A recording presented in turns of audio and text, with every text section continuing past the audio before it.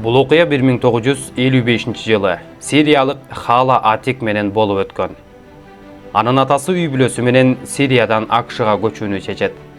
Аялына 3 жумадан соң кыздарды алып, артынан келүүсү үчүн Калифорнияга эртерээк барып, ал жакта жайгашаарын айтат. 3 жумадан кийин апасы кыздары менен анын артынан Нью-Йоркко жөнөйт. Нью-Йорк абагаттарында грин картага сүрөткө түшүрүү үчүн алардын жоолуктарын чечүүнү талап кылышат. Апасы ар ойлонуп, бер ойлонуп, эмне кылаарын билбей агыры чечет. Улуу жана ортончу кызы да анын артынан чечишет. Ал эми кичүүсү Халага кезек келгенде чечүүдөн баш тарткан. Аэропорттун кызматкерлери жана үй бүлөсү көндүрүүгө аракет кылышат. Бирок ал өз чечимин өзгөртпөй Аллахтан кечирим сурай баштайт. 13 жаштагы өспүрүм эгер Америкага баруу талабы динден баш тартуу болуп санала турган болсо, мен Сирияга кайтам деп айтат. Көндүрүүлөргө карабастан ал өз оюнан кайтпай, кайра Сирияга жолугу менен өз жаратканына кайтарын кайталап жатты.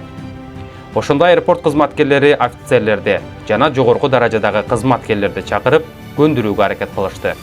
Бирок андан пайда чыкпагандыктан изоляция бөлмөсүнө жалгыз кармап, эгер баш тарта турган болсо, кайра Сирияга жөнөтөрүн айтып коркутушкан. Акыраяга анын баш тартуусунан улам жана көндүрүүдөн майнап чыкпай турганын билгенде, алар багынып гана беришкен. Бул Америка тарыхындагы грин картка жоолукчан түшүрүлгөн алгачкы сүрөт болуп саналат. Үй бүлөсү Нью-Йорктон Калифорнияга уча турган учакка Халанын себебинен кечигип калышып, аларсыз учуп кеткен. Бир нече мүнөттөн кийин бортто 295 жүргүнчүсү бар Халанын үй бүлөсү отура турган учак кыйроого учураган боюнча суук кабар келет.